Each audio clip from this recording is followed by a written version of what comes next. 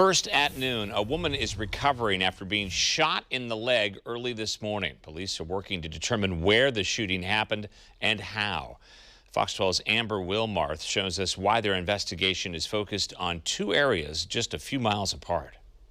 Police were first called out to this neighborhood in southeast Portland at about 4 a.m. by people who woke up to the sound of gunshots. It's a sound that neighbors tell me they don't hear often in this area. Their investigation was centered on Southeast 73rd and Yamhill. Officers had that road taped off as they collected evidence.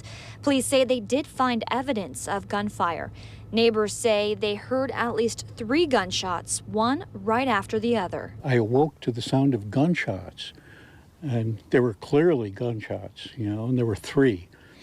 And so I jumped out of bed, went to our front window, which faces the street.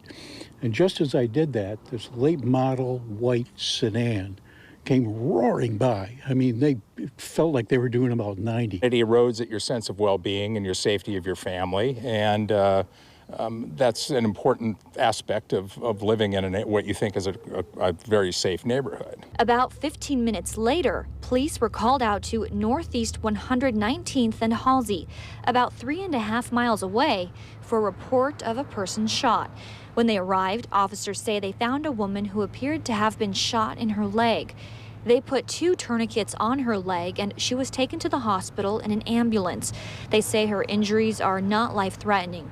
Police are investigating whether these 2 calls are related. They say no arrests have been made and say they don't have a suspect description just yet. Anyone with information is asked to call Portland Police. Both Southeast 73rd and Northeast 119th were closed for a few hours during the investigation, but are now back open. Reporting in Southeast Portland, Amber Wilmarth, Fox 12 Oregon.